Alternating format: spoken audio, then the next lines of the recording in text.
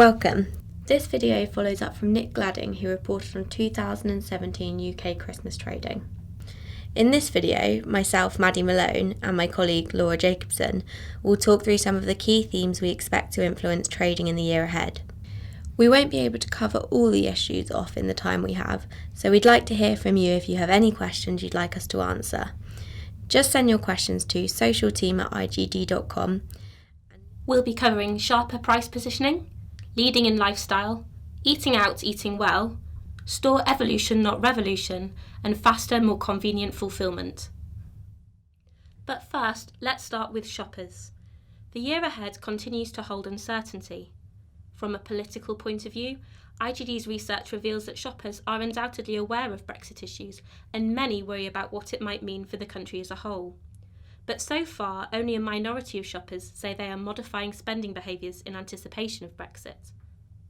From an economic point of view, inflation has returned, and while the most recent indications show this is stabilising, shoppers are sensitised to increased prices. Our shopper tracking data tells us that 80% of shoppers expect food and drink prices to go up in the next 12 months. And this comes at a time when growth in disposable income has slowed considerably. Taken together, these factors are contributing to lower consumer confidence that you can see on the chart here, and in turn this makes volume growth challenging. So what does this mean for the year ahead?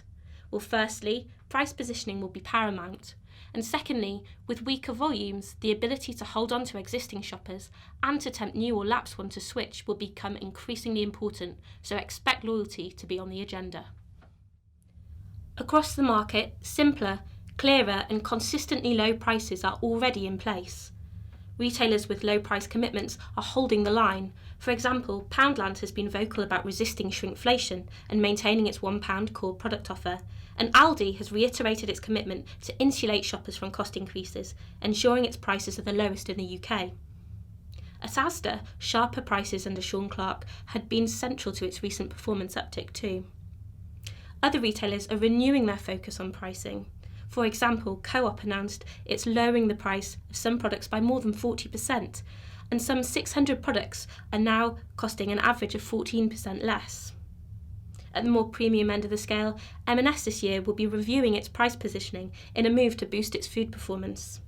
We're also seeing a greater share of voice for communication about price. The photos on the left show chilled fixtures in Tesco about 1 year apart, and you can see how much more impactful the larger, bolder text at shelf edges and also on the promotions.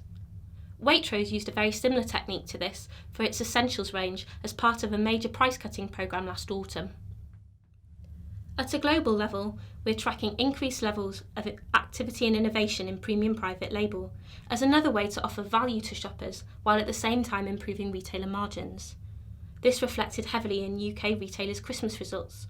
For example, Morrisons introduced 1,000 new product lines in its The Best range, which experienced growth of 25% over the period. In the year ahead, we expect to see private label increase its share of sales mix. Linked to this focus on premium private label are the topics of sourcing and sustainability. Private label ranges are a great way for retailers to drive the agenda in these areas. The middle photo here shows a new animal welfare range from Aldi in Germany called Fair and Good. To the right, one of the biggest news stories so far in 2018 is Iceland's industry-leading pledge to cut plastic packaging out of its private label products in the next 5 years. Linked to this, health will continue to be of key importance as retailers and suppliers are increasingly recognising shopper priorities within food and drink. 85% of shoppers tell us they want to eat more healthily, with a wide range of different interpretations of how to do this, some of which you can see here. Coinciding with the start of the new year, we've seen a raft of new products tailored to flexitarian, meat-free and vegan diets. Our research indicates that nearly half of shoppers are looking to eat more fruit and vegetables.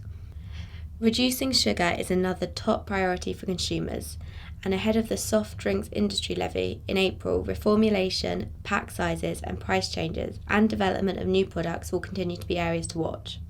For all of these trends, the winners will be those that are able to predict, create or respond very quickly to the next food lifestyle trend. To complement new and exciting product lines, retailers and suppliers will develop strategies that add value, helping consumers make lifestyle changes.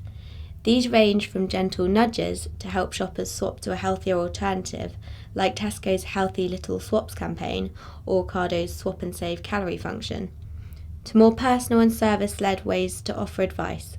For example, Waitrose is trialling an in-store personal nutritionist service in 2 of its stores. In the future, will we see the industry incentivise those making healthier choices with rewards? Walgreens in the US is already doing this. Moving on to our next trend, food to go. This is an area we expect grocers to invest in more heavily in the year ahead. It's attractive as a growth opportunity, with sales forecast to grow more than 6% every year over the next 5 years. Specialists are taking the lead here, but developments across formats could unlock a larger share of stomach. At the moment, grocery stores and forecourts account for less than a quarter of food-to-go sales in the UK, but development in a number of different areas will help drive this forward. For example, products and ranges, and you can see the example here of Tesco and its exclusive Wicked Kitchen vegan range recently introduced.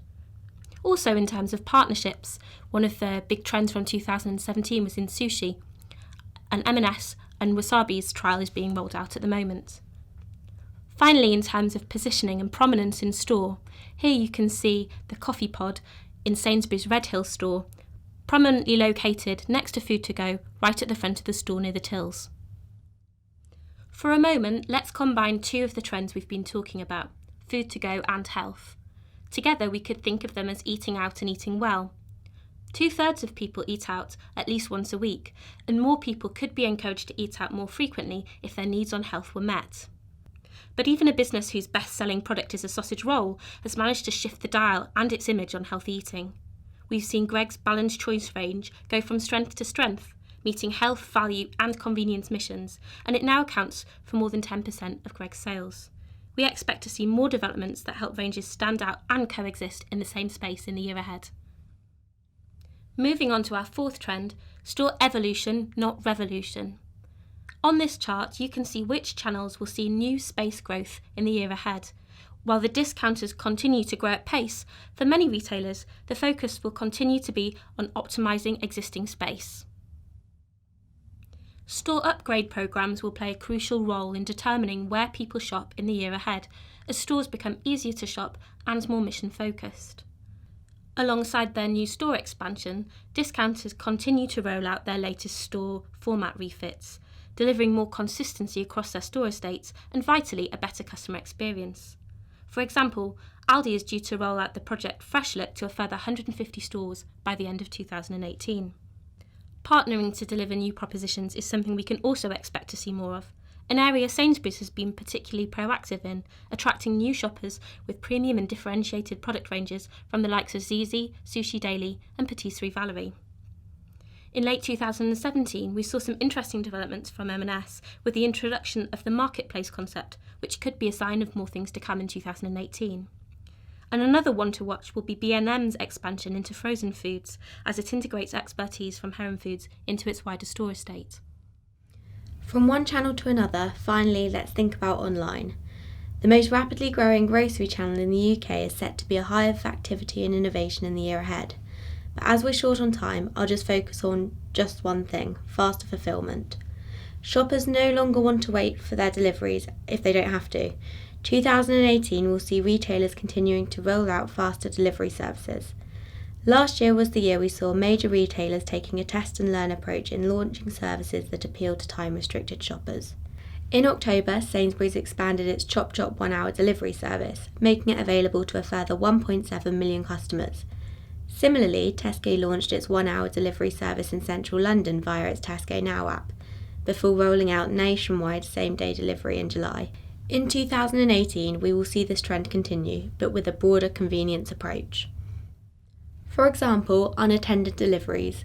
Convenience is the main motivation for online shopping, with nearly half of shoppers agreeing that they choose to shop online as it is easier and more convenient. Convenience isn't just about speed.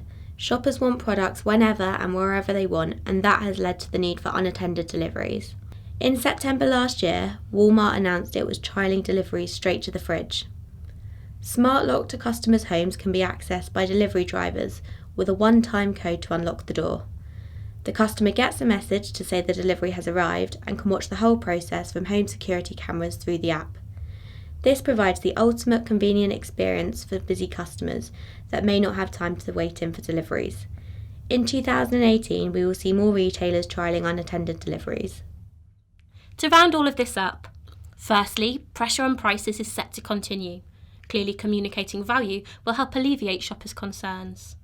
Secondly, deeper understanding of consumer health priorities and the obstacles to achieving them will help lead rather than follow the market. Thirdly, developing in food to go will help gain a greater share of spend in a tough trading climate.